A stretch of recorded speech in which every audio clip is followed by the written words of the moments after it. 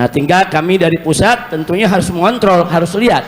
Nah, sampai sejauh mana kerjaan mereka, apa hasilnya, apa kekurangannya, apa yang perlu ditambah. Nah, jadi nggak usah nunggu lagi bantuan dari pemerintah. Repot saudara, karena pemerintah banyak tukang bisiknya. Tukang bisiknya udah repot saudara. Kalau udah ngelapor ke presiden tanya bagaimana nih? Aceh udah beres pak.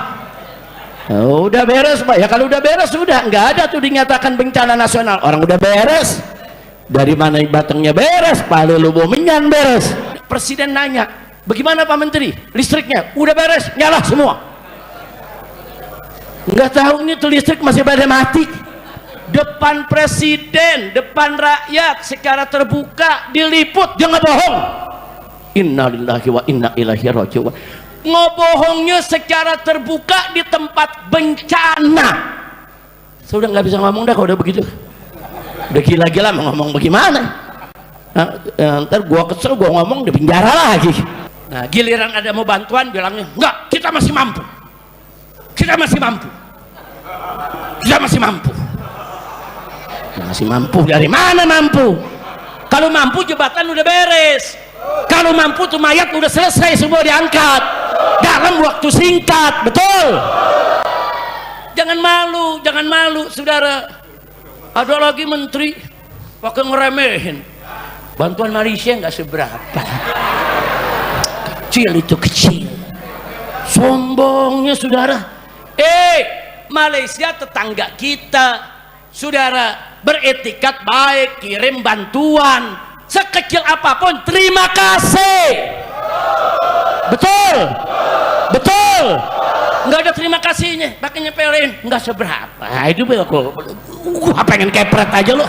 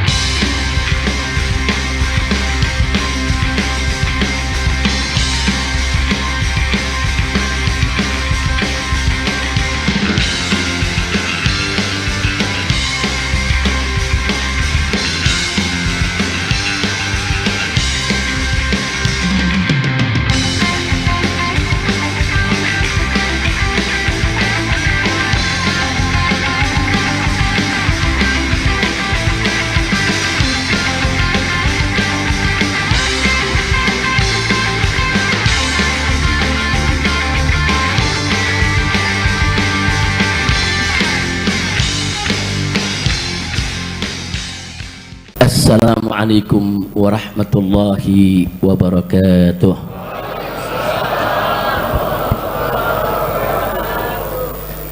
Bismillah walhamdulillah wala hawla wala quwwata illa billah. Ashhadu an la ilaha illallah wahdahu la syarika lah.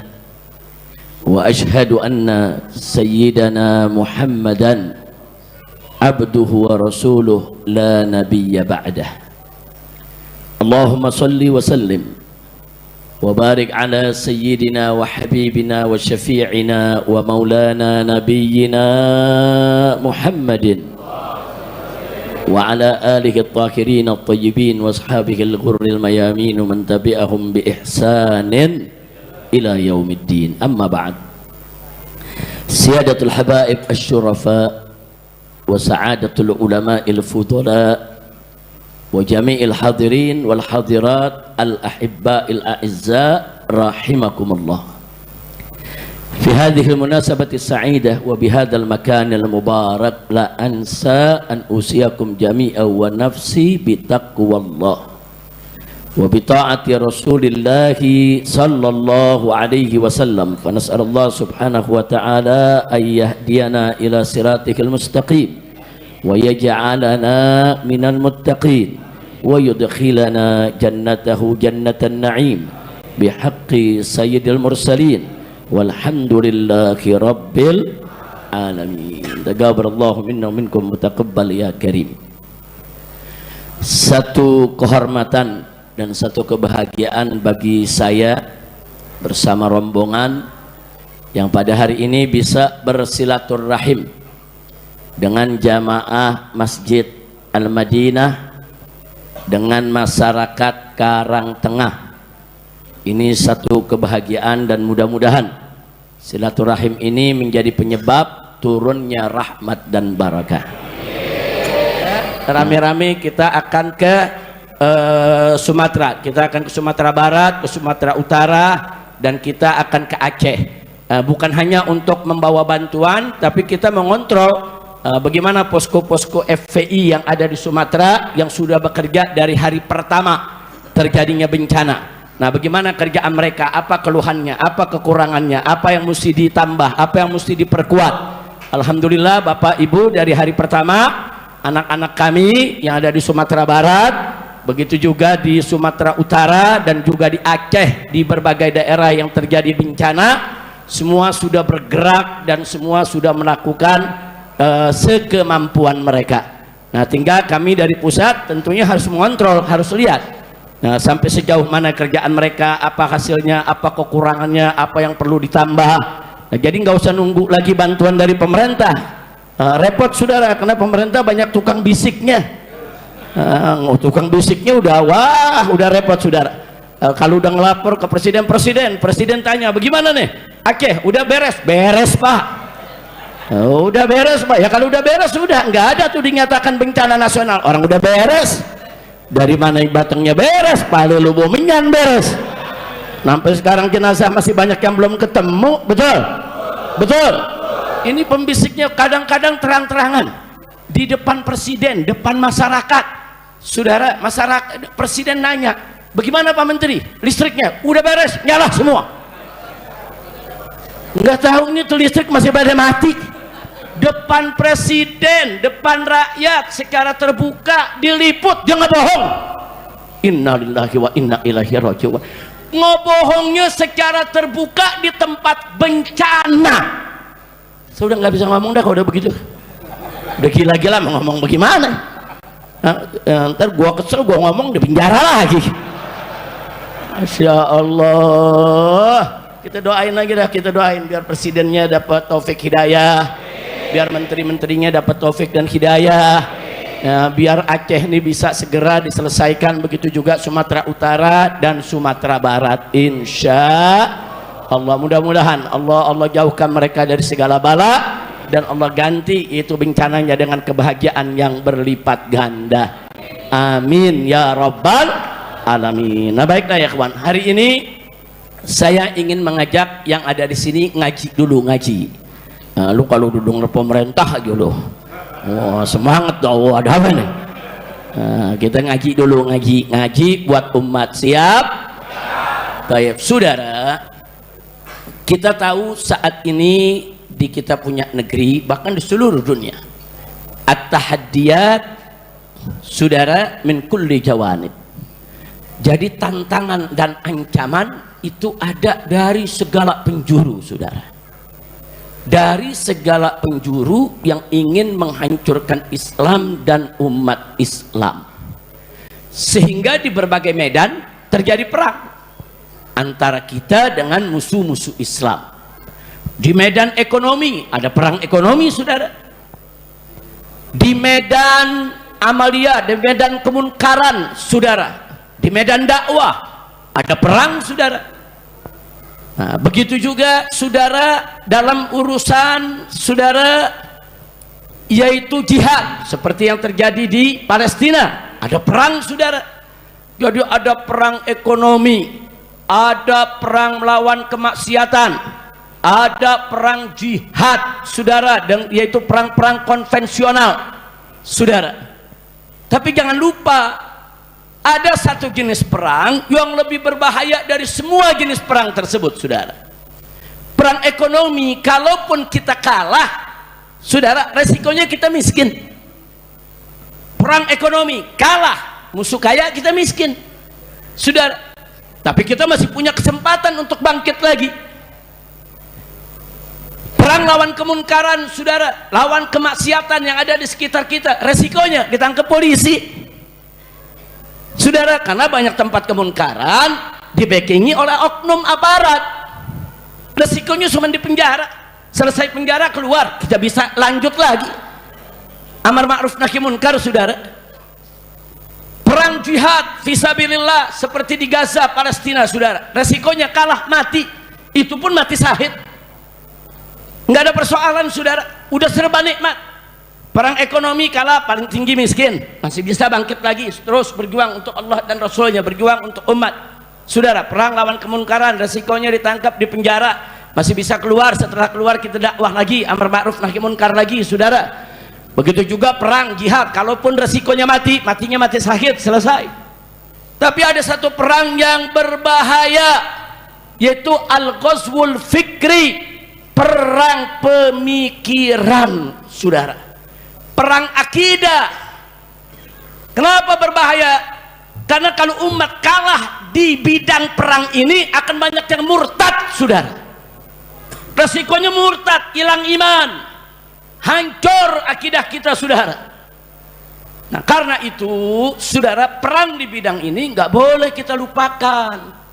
Perang di bidang ini, saudara, harus kita pertahankan. Lewat apa? Lewat pengajian, lewat belajar, lewat nuntut ilmu, lewat hadir di majelis-majelis taklim, saudara, lewat kajian-kajian, saudara, untuk memperkuat akidah kita, memperkuat iman kita. Apalagi saat ini virus pemikiran berbahaya, saudara, menyerang kita dari segala penjuru dan ada di negeri ini. Dan virus ini, saudara, menyerang semua lapisan. Ada yang menyerang ke umara, ada yang menyerang ke ulama, ada yang menyerang kepada para santri, ada yang menyerang kepada umat yang di bawah, saudara. Inna lillahi wa inna ilaihi raji'un. Nah, makanya hari ini saya mau ajak ngaji, kenalan aja, saudara.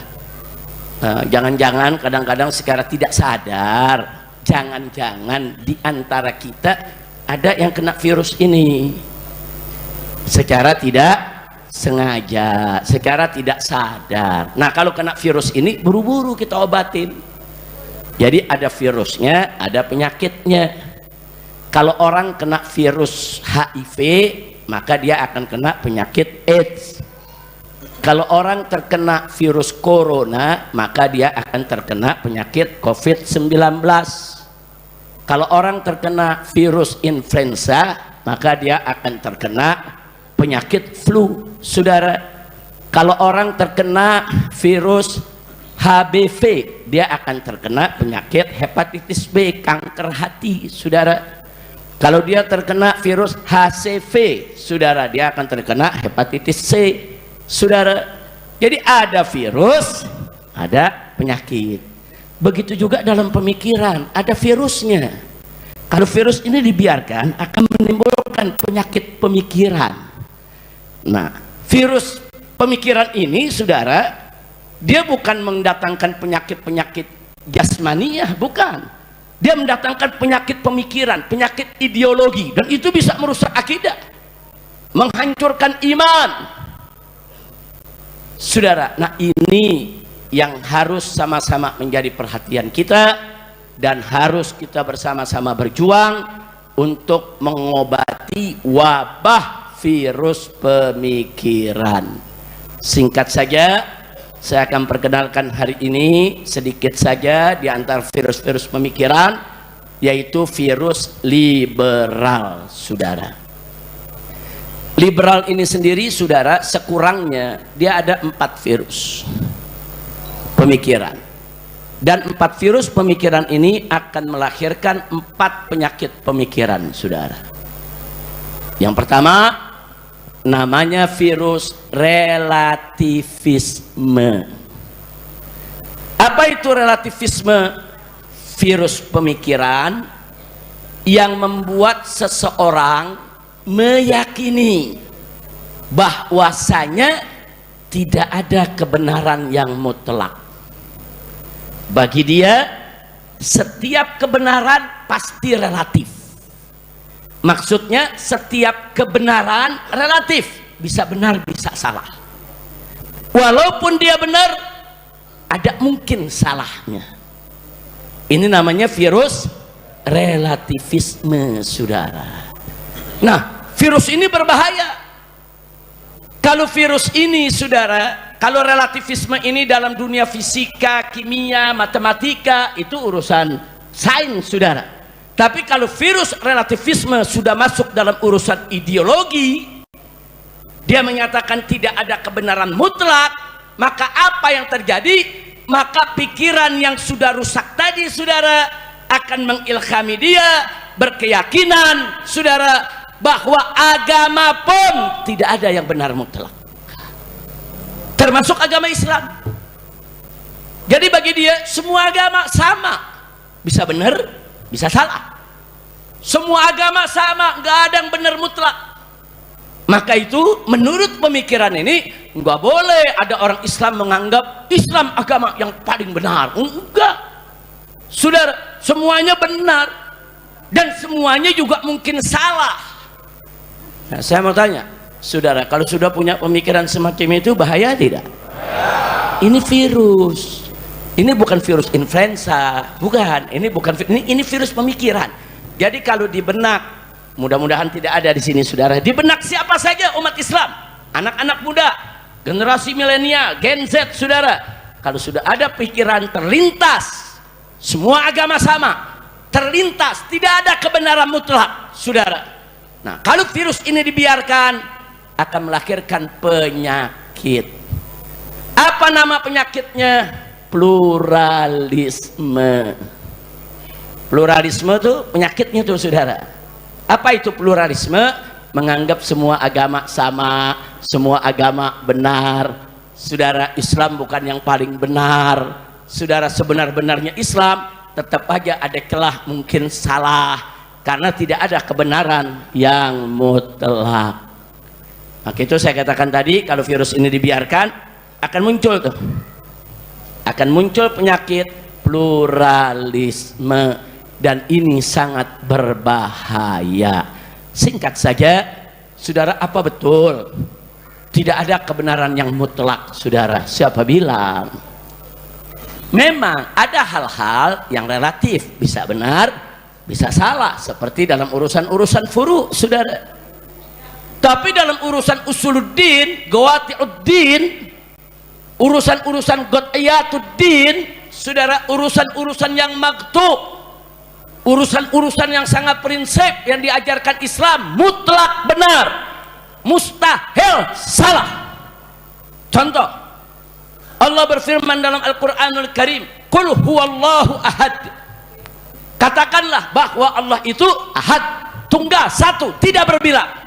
Ini mutlak benar, mustahil salah. Enggak bisa dikatakan, oh ini relatif. Allah itu, saudara, ahad, maha esa, relatif, bisa benar, bisa salah. Sesat itu pikiran, saudara. Murtad yang mengikuti pemikiran semacam itu, saudara. Na'udzubillah min. Jadi saya mau tanya, keesaan Allah mutlak benar tidak? Apa mungkin salah? Enggak mungkin. Itu disebut usuluddin, bukan urusan furu itu, saudara. Itu usuluddin. Nah, kalau ada orang mulai mengatakan, ya kan nggak ada kebenaran relatif, termasuk agama, saudara, ini kan merusak iman, merusak akidah, bahkan bisa membatalkan keislamannya. Dia nggak yakin dengan agamanya. Inna lillahi wa inna ilaihi raji'un. Baik, kira-kira jelas tidak? Masuk yang kedua, saudara. Kalau virus yang pertama ini tidak segera diobati, yaitu virus relativisme, saudara, nggak diobatin nih, saudara, maka akan lahir virus berikutnya, saudara. Apa virus yang kedua? Skeptisisme. Apa itu skeptisisme? Sikap skeptis, saudara. Apa sih maksudnya skeptis, saudara? Karena dia sudah meyakini tidak ada kebenaran mutlak, termasuk kebenaran agama sekalipun, akhirnya dia jadi skeptis terhadap kebenaran agama. Ragu, saudara. Skeptis itu dia meragukan kebenaran agama. Oh, saya muslim, tapi Islam benar apa enggak ya? Dia ragu. Dia ragu, dia gak keluar dari Islam, dia gak menyengajakan diri untuk murtad, tapi muncul keraguan dalam pemikirannya, saudara. Gara-gara apa? Gara-gara virus tadi tuh, virus relativisme, tidak ada kebenaran mutlak. Nah, karena virus ini dibiarkan merajalela, lahirlah virus baru, skeptisisme. Dia punya pemahaman, saudara, dia meragukan kebenaran agama. Nah, kalau sudah meragukan kebenaran agama, muncul penyakit. Apa penyakit yang muncul? Penyakit sekularisme. Dia meragukan agama bener enggak, ya sudahlah, jangan bawa-bawa agama kalau kita urusan politik, jangan bawa-bawa agama kalau urusan negara, jangan bawa-bawa agama lah kalau urusan ekonomi. Udah cukup agama di masjid saja, udah cukup agama dilanggar di musola saja, udahlah agama cukup ibadah mahdoh saja urusin.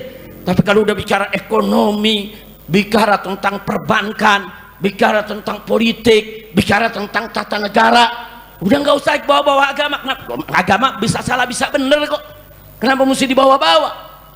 Dia ragu dengan kebenaran agamanya sendiri, dia nggak yakin, saudara. Kalau ajaran Islam itu mengatur ekonomi, mengatur politik, mengatur sistem bernegara, semua ada etika dan aturannya. Nah, jadi virus ini tadi saya sebutkan namanya virus skeptisisme, lahir penyakit sekularisme. Saya tanya jujur, bahaya tidak? Bahaya. Dia bakal tinggal agama, dia nggak peduli. Dan ini udah banyak, saudara. Ini virus seperti ini, saudara, di kepala oknum-oknum pejabat kita udah banyak. Pokoknya kalau anda lihat ada orang ngomong kalau urusan negara jangan bawa-bawa agama, itu dia kena virus. Walaupun dia nggak mengatakan saya bukan liberal, saya Sunni, Syafi'i, Asy'ari, lulusan pesantren, Sufi, saudara. Walaupun dia bicara begitu, saya Sufi, saudara. Tapi begitu dia katakan, saudara, bicara ekonomi jangan bawa agama, bicara politik jangan bawa agama, bicara negara jangan bawa agama. Dia sudah meragukan kebenaran agamanya sendiri, saudara. Nah, itu namanya virus skeptisisme yang melahirkan penyakit pluralisme. Yang ketiga, saudara, sekularisme. Nah, virusnya skeptisisme, penyakitnya sekularisme. Kalau tadi penyakitnya pluralisme. Yang ketiga, yang kedua jelas tidak?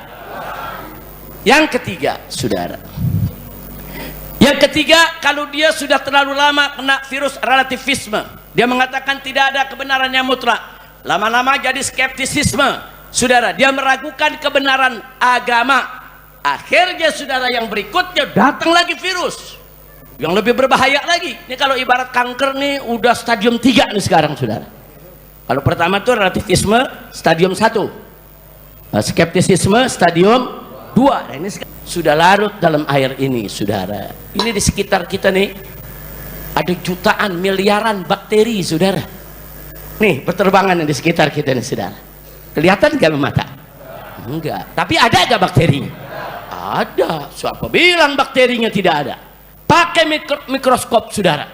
Ambil satu aja lembaran tisu nih, taruh di bawah mikroskop, ada ribuan jutaan bakteri atau virus yang menempel di situ, saudara. Bergerak mereka. Jadi yang tidak kelihatan mata bukan berarti tidak ada. Tunggu dulu, ini listrik nih, kalau kita pegang kesetrum nggak? Percaya? Nah, kenapa kita percaya kesetrum? Karena ada aliran listriknya. Tapi aliran listriknya di mana? Anda lihat alirannya? Ada aliran kelihatan? Oh, kalau nggak kelihatan nggak ada dong. Ya ente pegang itu listrik, kalau nggak kojon. Kira-kira paham nggak? Saya katakan itu di kabel-kabel listrik di jalanan tuh yang besar-besar itu ada aliran yang berjalan. Percaya gak? Kok percaya? Kan nggak kelihatan. Yang kelihatan kabelnya, alirannya kelihatan nggak? Berarti nggak ada dong. Ya orang bego yang ngomong nggak ada. Ya kalau mau buktiin ada nggak ada, lu pegang aja. Nah begitu pegang lu mati, nah ada kan? Kira-kira jelas gak? Paham gak? Sesuatu yang nggak kelihatan bukan berarti tidak ada. Aliran listrik nggak kelihatan, tapi kita yakin ada. Dari mana kita yakin ada? Bisa dibuktikan. Bagaimana cara membuktikannya? pegang kabelnya, ada setrum, saudara. Ya. Air putih ini tadi sudah diaduk dengan gula. Anda nggak ngelihat waktu diaduknya, tapi saya katakan ini ada gulanya. Nah, untuk Anda percaya, gampang buktikannya. Minum rasa manis. Artinya ada jejak. Ada jejak si gula di dalam ini, walaupun nggak kelihatan. Ada jejak aliran listrik, walaupun nggak kelihatan. Begitu juga, kita punya HP. Kita telepon dengan saudara kita dari Surabaya, gambarnya bisa muncul. Dulu teks doang, saudara. Ada SMS, sekarang bukan teks saja. Saudara, suaranya, gambarnya, tulisannya muncul. Saya tanya, tuh gambar jalannya dari mana? Dari mana tuh gambar bisa jalan, saudara? Karena ada gelombang di sekitar kita nih yang nggak kelihatan mata kita. Gelombang elektrik, gelombang elektronik, aneka ragam gelombang. Gelombang-gelombang itu yang mengirim sinyal. Gelombang itu yang membawa gambar, yang membawa teks, yang membawa suara, yang kemudian ditangkap dengan alat masuk ke dalam HP kita, saudara. Jadi kalau saya katakan di sekitar kita ini ada gelombang yang membawa gambar, saudara, betul nggak? Kelihatan mata? Ini keluar di HP, saudara. Subhanallah. Begitu juga untuk mengenal Allah. Allah nggak kelihatan mata kita, Allah nggak bisa kita sentuh. Iya betul. Tapi jejak keberadaan Allah di alam semesta ini, saudara. Adanya matahari, bintang, bulan, bumi, kita ini semua manusia, saudara, sebagai bukti bahwa di sana ada sang pencipta, saudara. Sang pencipta yang maha hebat, pencipta yang maha hebat, maha pintar, maha luar biasa, saudara, yang menciptakan kita semua, saudara. Siapa sang pencipta itu? Itulah Allah. Kita tidak melihat Allah, tapi kita lihat, saudara, ciptaannya. Kita tidak melihat Allah, tapi kita lihat jejak ciptaannya, saudara, yang mengantarkan kita kepada keyakinan bahwa Allah itu ada. Kira-kira jelas gak? Jadi saya tanya, kalau gitu virus agnostisisme tadi bahaya tidak? Bahaya. Yang terakhir, yang keempat, saudara. Kalau pertama tadi orang sudah menyatakan tidak ada kebenaran mutlak. Kemudian gara-gara itu, saudara, akhirnya dia jadi ragu dengan kebenaran agamanya. Akhirnya gara-gara dia ragu, saudara, muncul lagi virus berikutnya, dia terus mempertanyakan, saudara. Bahkan pertanyaannya sinis, pertanyaannya menyerang, saudara. Dan akhirnya kalau sudah begitu, virus yang keempat adalah dia tolak kebenaran. Tolak total itu semua kebenaran agama. Inilah yang disebut virus ateis, saudara. Virus ateis, saudara. Nah, dulu di kita punya negeri, ateis ini punya partai, namanya Partai Komunis, saudara. Dan anak keturunannya masih banyak sampai hari ini yang terus mempropagandakan pemikiran-pemikiran ateis. Nah, ateis ini, saudara, dia tolak kebenaran agama, dia tolak itu agama. Apa itu agama? Bukan hanya Islam yang ditolak, semua agama. Bahkan dia katakan apa? Itu yang namanya Allah, Tuhannya umat Islam, itu yang namanya Yesus, itu yang namanya Buddha, sebetulnya itu satu, semuanya Tuhan, cuma namanya beda-beda. Ini virus, sudah virus ateisme. Dan saat ini di Indonesia ada orang yang menyebut dirinya cendekiawan Islam, saudara, mulai mendefinisikan Tuhan seperti itu. Tuhan itu adalah sesuatu yang dihayalkan oleh sekelompok umat manusia yang punya kekuatan besar menciptakan dia, yang dalam Islam disebut Allah, yang dalam agama lain punya nama sendiri. Jadi sebetulnya mereka semua adalah Tuhan yang satu, dan mereka ngakunya ahli tauhid, Tuhannya satu. Bahaya tidak? Bahaya. Ini kalau sudah punya virus ateis ini, saudara, akan muncul satu penyakit. Penyakit apa? Rasionalisme. Apa itu rasionalisme? Segala sesuatu dilogikakan, diakalkan. Pokoknya masuk akal gua terima, nggak masuk akal gua nggak terima. Udah. Jadi Tuhan dia akal, udah, saudara. Dia lihat Quran, oh ini bagus nih, mungkin bener deh, gua terima. Ini nggak bener nih ayat, gua tolak. Pokoknya semua dinilai pakai akal. Kalau akalnya bilang benar, benar. Akalnya bilang salah, salah. Ukuran benar, salah. Akalnya sendiri, saudara. Nah, saya mau tanya, ini kan ada 4 virus dengan 4 penyakit. Saya belum cerita virus-virus yang lain, saudara. Virus pemikiran. Saya tanya jujur, ini penyakit berbahaya tidak? Biarkan atau lawan? Biarkan atau lawan? Bagaimana cara melawannya? Ngaji. Ngaji. Ikuti majelis taklim. Saudara, belajar akidah, belajar fikih, belajar akhlak, baca kitab, bikin kajian-kajian, bikin tabligh akbar. Saudara, semuanya perlu, semuanya penting. Kiai-kiai yang punya kemampuan bikin pesantren, nggak mampu bikin pesantren, buka majelis. Saudara, ngajar di mana tempat, ngajar di rumahnya sendiri, buka kitab, ajak orang belajar. Itu cara melawan ini, saudara. Sebab kalau Anda kalah terkena virus ini, atau salah satu dari umat Islam kena virus ini, saudara, murtad. Murtad berarti imannya hilang. Imannya hilang, saudara, yang mati dalam su'ul khotimah. Makanya tadi saya katakan ini perang lebih berbahaya daripada perang ekonomi. Perang ekonomi kita menang kaya, kalah miskin, itu doang. Dan ini lebih berbahaya daripada perang lawan kemunkaran. Perang lawan kemunkaran menang, alhamdulillah, kemunkaran hilang. Kalah, kita di penjara. Di penjara, keluar, ya lawan lagi, saudara. Betul?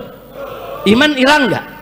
Iman nggak hilang, saudara. Enggak, mana dapat pahala dari Allah selama kita ikhlas. Perang jihad di jalan Allah, saudara, resikonya kita mati, terbunuh, mati syahid.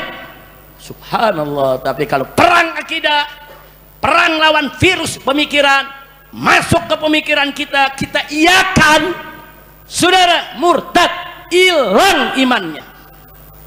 Nah, maka itu saya katakan ini perang berbahaya, bisa menggugurkan iman kita, bisa menanggalkan Islam iman kita, bisa menghancurkan akidah kita. Dan penyakit ini nanti Anda lihat aja kalau Anda lagi baca Twitter atau baca lihat TikTok atau lihat Facebook, ada komentar-komentar, nanti kelihatan tuh yang punya pemikiran seperti ini, saudara. Kelihatan, ya udahlah, kalau urusan negara jangan bawa-bawa agama, termasuk urusan musibah di Aceh. Udahlah, itu musibah aja, jangan bawa-bawa agama. Aku dibilang karena banyak maksiat lah, azab lah. Udahlah, itu kan gara-gara hujan jatuh banjir, ya udah. Enggak ada keimanannya, saudara. Betul, memang terjadinya suatu musibah, saudara, ada rentetan peristiwa, ya, adanya hujan, ada penggundulan hutan, saudara, ada deforestasi dan lain sebagainya. Ya, itu sebab-sebab yang, saudara, rasional, yang kelihatan dalam kita. Tapi jangan lupa disadari sebab-sebab yang suprarasional, di luar jangkauan akal kita. Apa? Ya karena maksiat. Di negeri kita ini udah terlalu banyak maksiat. Kalau sudah terlalu banyak maksiat, saudara, jangan kaget kalau musibah. Wa inna ilaihi raji'un. Nah, karena itu, saudara, dalam menyikapi Aceh, ya kita jangan lepaskan diri dari iman kita. Tadi Habib Hanif Al-Attas di atas mimbar Jumat berceramah bicara soal Aceh, Sumatera Utara bencana. Beliau sampaikan ayat Qur'annya, hadis nabinya, saudara. Itu juga mesti kita ingat. Ya, ada sebab-sebab rasional, tapi juga ada sebab-sebab, saudara, yang memang sepertinya nggak ada hubungan. Maksiat, zina, sama, saudara, banjir, kayaknya kan nggak ada hubungan, saudara. Maksiat, zina dengan gempa bumi, kan sepertinya nggak ada hubungan, saudara. Enggak, dalam agama orang-orang yang beriman yakin semua punya hubungan, saudara. Nah, adapun yang namanya penggundulan hutan, hujan, itu juga pencetus-pencetus, saudara, sehingga terjadinya bencana. Nah, saya nggak mau bicarakan soal pencetus-pencetus yang rasional tadi, tapi saya ingin ingatkan apa yang tadi sudah disampaikan oleh Habib Hanif di atas mimbar, itu harus kita camkan baik-baik.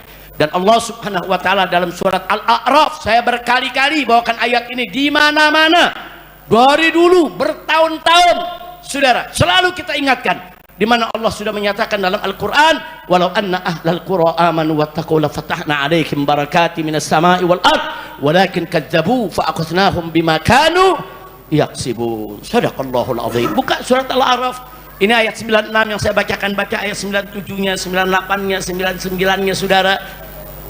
Allah rincikan di sana, saudara, bagaimana Allah kirimkan bala. Allah berikan peringatan, jangan merasa aman, merasa tenang dari balasan Allah. kalau kita berbuat maksiat. Jelas, walau anda ahlal qura, anda kata penduduk negeri-negeri amanu, mereka beriman, wattaqau, dan mereka bertakwa kepada Allah. Allah janjikan la fatahna alaihim barakat, niscaya akan kami buka untuk mereka, kami limpahkan kepada mereka barakat, aneka ragam keberkahan, minas sama'i wal ard, baik keberkahan yang Allah turunkan dari langit maupun yang Allah keluarkan dari perut bumi, saudara. Artinya apa? Jelas dalam ayat ini, saudara, kalau suatu negeri penduduknya beriman dan bertakwa, niscaya pintu keberkahan terbuka. Berkah buminya, berkah lautnya, berkah hutannya, berkah ekonominya, berkah politiknya, berkah keamanannya, berkah penghasilannya, berkah masyarakatnya, berkah keluarganya, berkah semua-muanya, saudara. Ini janji siapa? Janji siapa? Percaya dengan janji Allah, beriman kepada Allah. Siapa yang maha menepati janji? Siapa yang maha benar dengan janjinya? Takbir. Sallu ala nabi. Tapi jangan lupa lanjutan ayat, walakin kadzabu fa'akhadnahum bima kanu yaksibun. Tapi penduduk-penduduk negeri ini banyak yang mendustakan ayat Allah, mendustakan hukum Allah, mendustakan aturan Allah. Saudara, akibatnya apa? Fa'akhadnahum bima kanu yaksibun. Kami siksa mereka, kami berikan balasan kepada mereka lantaran apa yang sudah mereka lakukan. Artinya tadi beriman bertakwa kepada Allah, Allah berkahi. Sebaliknya, mendustakan Allah, saudara, dia tidak mau beriman, tidak mau bertakwa kepada Allah, maka Allah akan kirim azab. Na'udzubillah min dzalik. Nah, karena itu kalau terjadi aneka ragam musibah di negeri kita, yuk sama-sama kita introspeksi diri. Tapi baiklah, sebelum saya akhiri singkat saja, tapi jangan juga gara-gara saya ngomong begini langsung kita mentuduh, oh ini yang di Aceh azab nih, oh ini yang Sumatera Barat azab nih, oh ini yang di Sumatera Utara azab nih. Tunggu, jangan gampang sembarangan kita nuding menilai. Saudara, musibah itu, saudara, kullu amrin makruh. Setiap perkara yang menimpa kita yang kita tidak suka, itu namanya musibah, saudara. Musibah bentuknya macam-macam. Penyakit itu musibah. Kita dicaci maki orang, itu musibah juga. Kita difitnah orang, musibah, saudara. Nah, begitu juga terjadi bencana, itu adalah musibah. Tapi musibah ini, saudara, dia merupakan peringatan, azab, saudara, atau ujian? Jawabnya tergantung yang menerima musibah. Kalau yang mendapat musibah para rasul, para nabi, para aulia, para wali, para solihin, para muttaqin, orang-orang yang bertakwa, para mukminin, orang-orang beriman, orang-orang solihin, orang-orang yang baik, dapat musibah, maka musibah itu adalah mihnatun, imtihan, ujian. Makanya hamba Allah yang paling banyak ujiannya itu yang pertama kali adalah para anbiya, saudara. Anbiya dulu yang paling banyak ujiannya, saudara. Bahkan ujiannya lebih berat daripada manusia-manusia biasa. Nah, kalau kelompok ini menerima musibah, saudara, dipastikan itu ujian. Kenapa mereka diuji? Supaya kedudukan mereka semakin tinggi di sisi Allah Subhanahu wa ta'ala. Jadi musibah itu bentuk kasih sayang Allah kepada orang-orang yang solihin untuk liraf'i darajatihim, untuk diangkat kedudukan mereka, saudara. Alhamdulillah. Makanya orang-orang solihin kalau diuji begitu, saudara, hampir nggak ada yang nggak lulus, saudara. Hampir semuanya lulus karena dasarnya memang sudah kuat. Mukminin, sobirin, syakirin, saudara. Nah, itu kelompok yang pertama, ujian buat kelompok yang begitu tuh. Yang kedua, ada kelompok, saudara, dia muslim secara umum baik, tapi kadang-kadang masih suka maksiat, kadang-kadang khilaf, kadang-kadang males mau ibadah, nah kadang-kadang gampang tergoda, jatuh juga ke lembah maksiat. Tapi secara umum dia baik, saudara. Masih banyaklah kebaikannya. Kena musibah, maka musibah itu adalah inzar, peringatan. Kenapa Allah berikan peringatan? Allah masih sayang sama kelompok ini.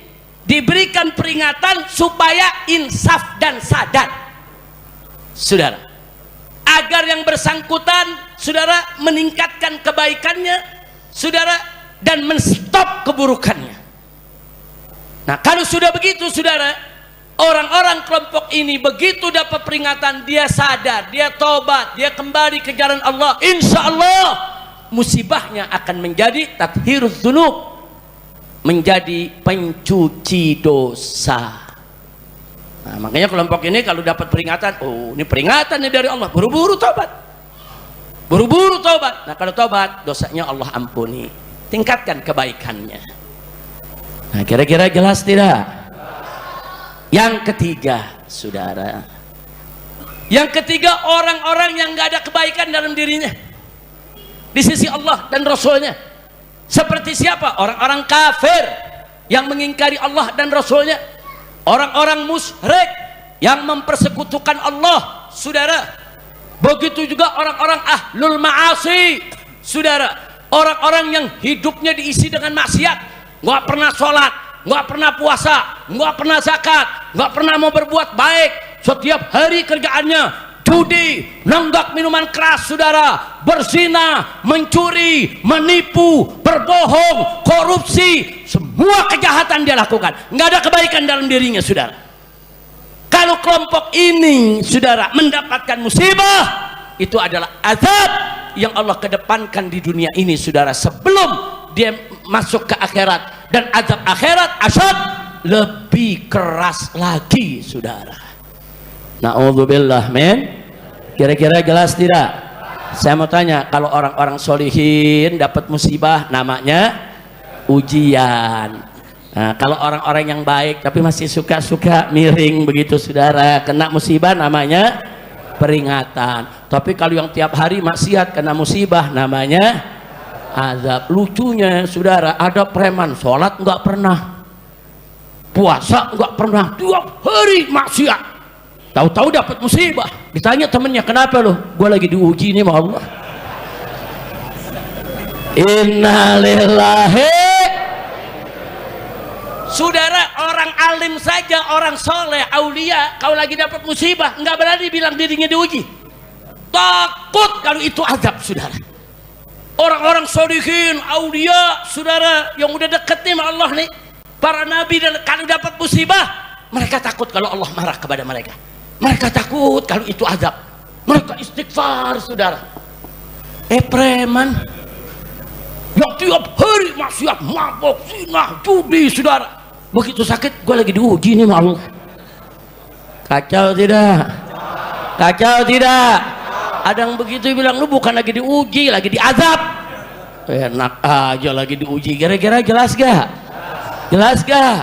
Nah, tapi yang diazab begini beruntung kalau mereka masih ada kesempatan taubat, saudara. Begitu dapat azab sekian, dia sadar, ya Allah, memang aku punya dosa banyak, ya Allah, aku nggak pernah ingat Engkau, ya Allah, aku nggak pernah sholat, aku nggak pernah puasa, ya Allah, tubtu ilaik, aku bertobat kepada Engkau, ya Allah.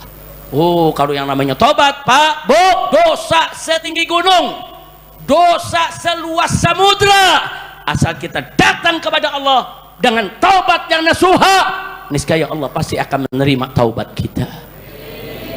Nah, jadi sekali lagi, saudara, jadi musibah-musibah itu begitu. Maka itu kalau ada yang tanya, ini musibah di Aceh bagaimana nih? Ini masuk yang mana? Musibah di Sumatera Utara masuk yang mana? Musibah di Sumatera Barat masuk yang mana? Kita kembalikan kepada yang menerima musibah, saudara. Orang-orang baik di Aceh banyak, orang-orang solihin di Sumatera banyak, mereka yang kena musibah ini, mereka diuji oleh Allah. Mudah-mudahan, saudara, kedudukan mereka semakin dekat kepada Allah. Lalu bagi orang-orang masyarakat biasa yang kadang-kadang baik, masih ada sedikit banyak perbuatan jahatnya, saudara, ya ini peringatan. Mudah-mudahan mereka insaf, sadar, tidak lagi melakukan kemunkaran, taubat, kembali ke jalan Allah. Insya Allah juga mereka minas sholihin, dan mudah-mudahan musibah tadi menghapus dosa mereka semua. Amin ya Rabbal.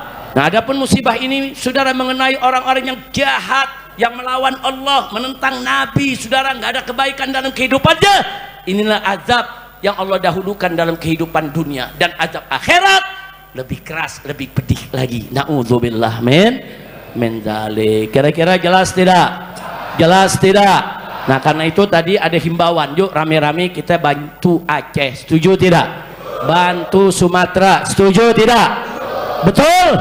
Nah, jadi saudara, sampai hari ini saya dan kawan-kawan di FPI serta juga di beberapa ormas Islam lain masih terus merayu, membujuk, mendorong Bapak Presiden kita, pemerintah kita agar mau menyatakan bencana yang terjadi di Aceh dan Sumatera Utara serta Sumatera Barat sebagai bencana nasional. Kenapa?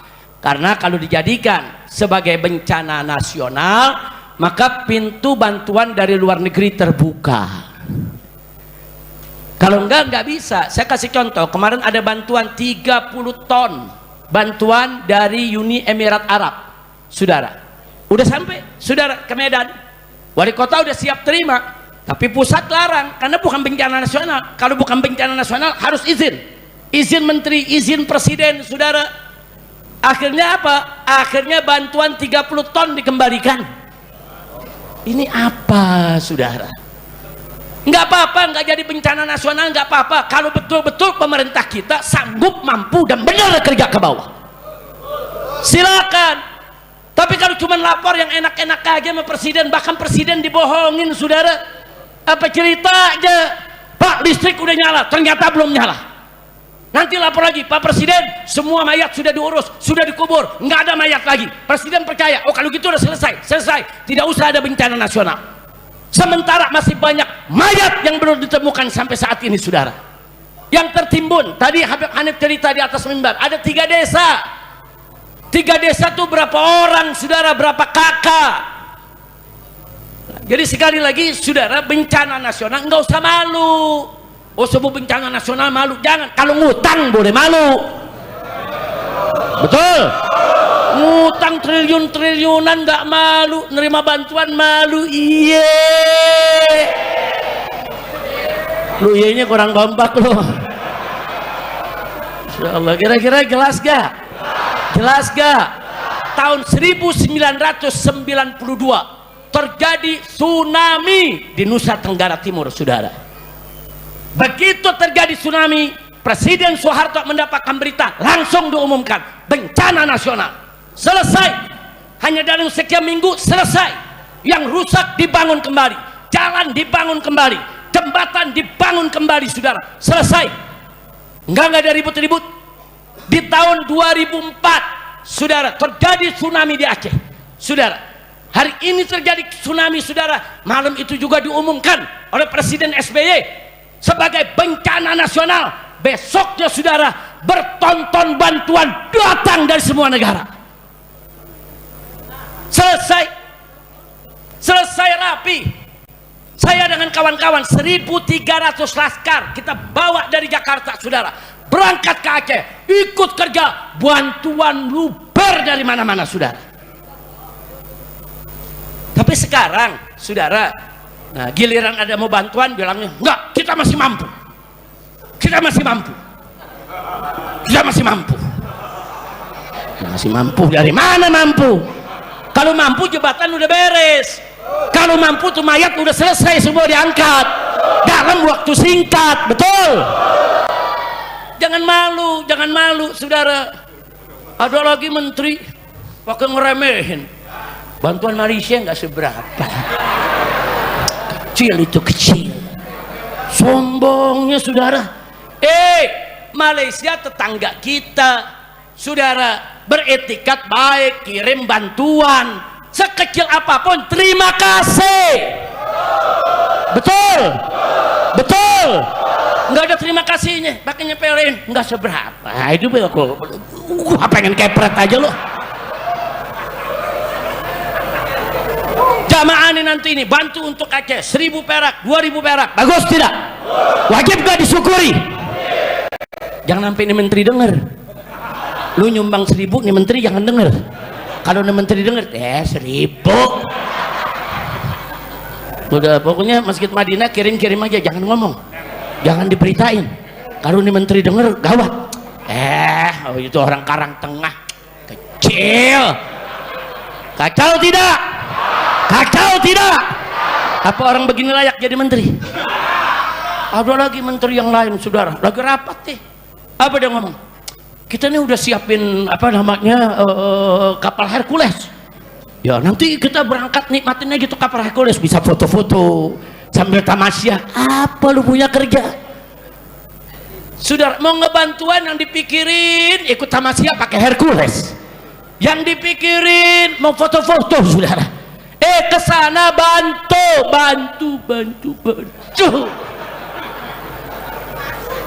Jelas tidak? Jelas tidak?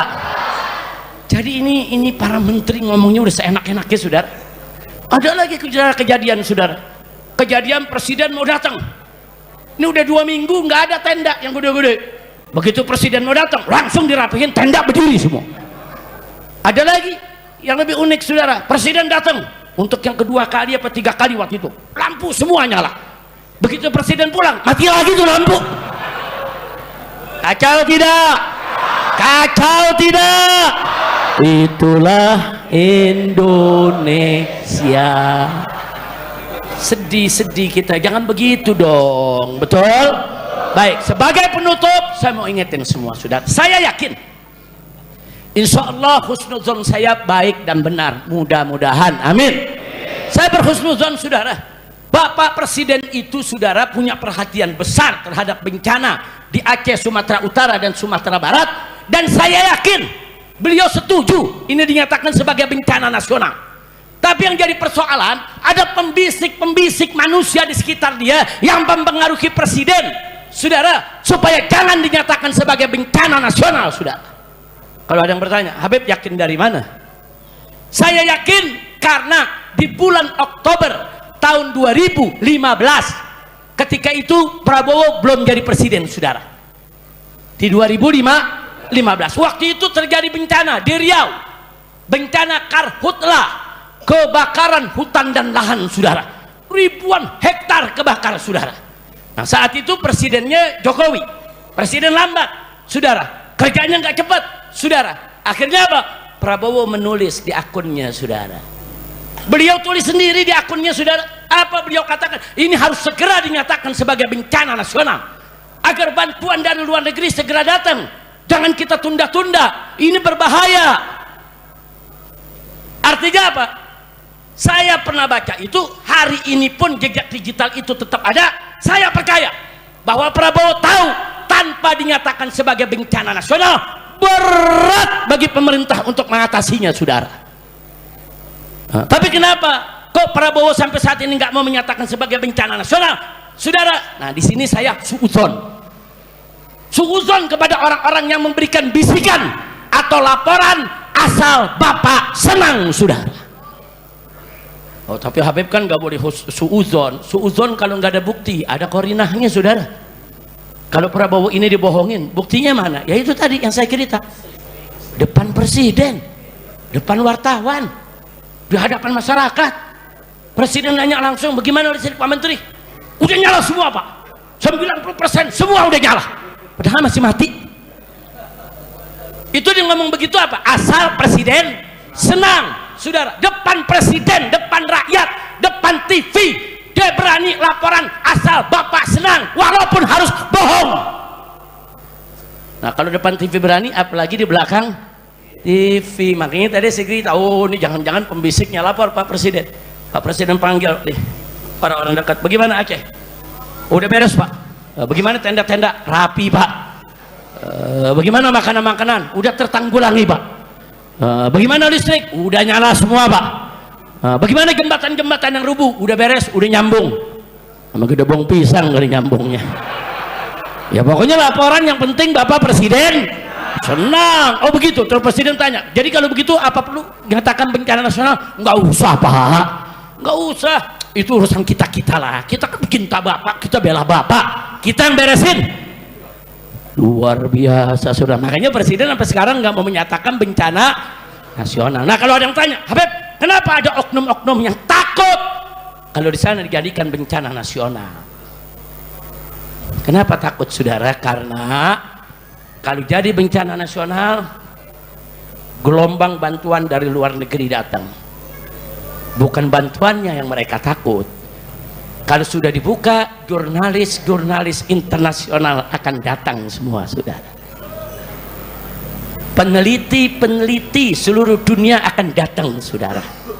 Di samping mereka membawa jutaan ton bantuan, mereka juga membawa peneliti, penyidik, pemeriksa, jurnalis, saudara.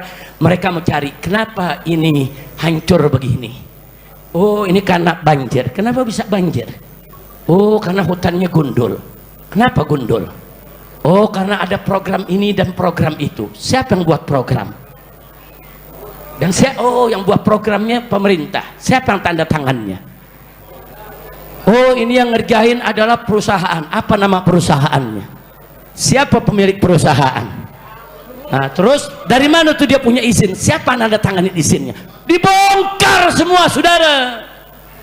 Jadi banyak yang takut kalau itu semua dibongkar. Mereka semua masuk penjara.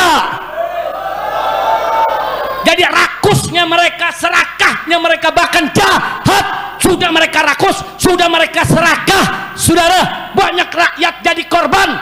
Begitu membantu, saudara, mereka pura-pura jadi korban juga. Kurang ajar, biadab. Orang yang tahu diri, saudara, orang yang tahu diri, saudara, orang yang tahu diri, oh saya salah, ini penyebabnya saya menggundulkan hutan. Dia tahu diri, dia turun, dia bantu, saudara. Bukan malah dia mencoba melarikan diri, mencoba menutup diri, mencoba menutup pintu investigasi, bahkan ngebohong kepada presiden. Innalillahi wa inna ilaihi raji'un. Nah, akhirnya saudara, saya ingatkan yang paling penting, hati-hati ya, hati-hati. Kita dengan Aceh baru punya perjanjian damai 20 tahun, saudara. Hati-hati. Hati-hati, sebelum 20 tahun dulu Indonesia sama Aceh perang, saudara. Bertahun-tahun perang, saling tembak, saling culik, saling bunuh. Dan banyak orang tidak berdosa jadi korban, perempuan, anak-anak, saudara.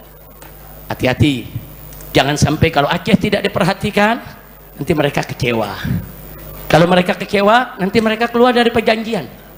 Kalau mereka keluar dari perjanjian, mereka akan angkat senjata lagi untuk lawan Republik Indonesia, saudara. Dan ingat, hari ini saudara, suara-suara minta Aceh merdeka itu meluas. Yang tadinya dulu nggak mau Indonesia Aceh merdeka, sekarang jadi mau. Saudara, kenapa? Karena mereka merasa, kenapa kami nggak diperhatikan?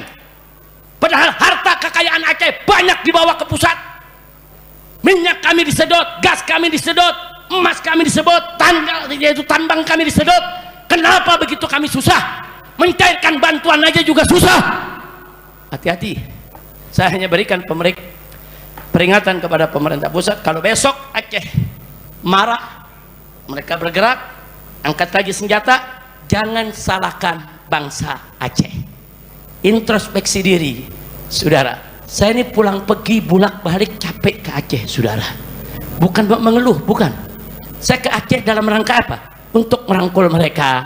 Dari dulu mereka memerdeka, saya nasihati jangan. Yuk kita bersatu. Mereka mau bergerak, kita nasihati jangan. Perang itu tidak indah, damai itu indah. Sampai kemarin hampir-hampir mereka bergerak mau merdeka gara-gara soal 4 pulau, saudara. Saya terbang lagi ke sana, kumpulkan umat di lapangan, ribuan yang hadir. Kita bujuk mereka, kita ajak diskusi tokohnya, para ulamanya, adem, saudara. Nah sekarang mereka minta bantu dong. Pemerintah pusat, saya yakin Prabowo-nya, Menteri Keuangannya saudara udah menyiapkan dana. Bahkan Menteri Keuangan sudah mengatakan ada 60 triliun yang siap diturunkan ke Aceh. Lekas segera. Ini kadang-kadang bantuan dari atas ke bawah, saudara. Ini lewat pintu-pintu, saudara. Di setiap pintu disunat-sunatin, saudara. Sampai di bawah tinggal ampasnya doang. Udah ngaku aja lah di Indonesia begitu, betul? Betul. Kalau perlu 60 triliun biar Pak Menteri Keuangan Pak Purbaya bawa langsung itu uang ke Aceh, bawa langsung ke Sumatera Utara, bawa langsung ke Sumatera Barat. Bikin satu tim yang independen mengawasi penggunaan dana tersebut. Tidak boleh dikorupsi, saudara, betul? Kadang-kadang ini koruptor puhat betul, saudara. Sampai duit bencana dimakan juga. Sudah cukup segitu deh, karena saya lupa saya lagi sakit. Iya nih, jangan nih Kiai Abdul Rasyid suka jadi provokator juga. Tapi beliau tadi ngaku, Habib, anak provokator kebaikan. Alhamdulillah, ya sudah, pokoknya kalau cerita itu kita doain aja lah. Mudah-mudahan Pak Prabowo dijaga oleh Allah, dijauhkan dari pembisik-pembisik yang jahat, pembisik-pembisik yang rakus, pembisik-pembisik yang serakah, supaya beliau dapat taufik hidayah menjadi pemimpin yang baik. Dan kita baca surat Al-Fatihah agar Aceh, saudara Sumatera Utara, Sumatera Barat dirahmati oleh Allah, diberkahi oleh Allah, diganti bencananya dengan kebahagiaan, dimudahkan segala urusan mereka. Ala hadhihi niyya wa likulli niyatin salihah wa ila hadratin nabiyil mustafa sallallahu alaihi wasallam. Al-Fatihah. Sallu ala nabi. Sekian yang bisa saya sampaikan, mudah-mudahan doa kita terima oleh Allah Subhanahu wa taala. Bi barakatil Fatihah wa bi barakat suratil Baqarah wa barakat suratil Maidah wa bi barakatil Quran wa jahin Nabi sallallahu alaihi wasallam wa sahabah wa tabi'in wa tabi'in. Mudah-mudahan Allah terima semua doa kita. Itu saja yang bisa saya sampaikan. Terima kasih. Subhanakallahumma wa bihamdika asyhadu an la ilaha illa anta nastaghfiruka wa natubu ilaik. Walhamdulillahirabbil alamin.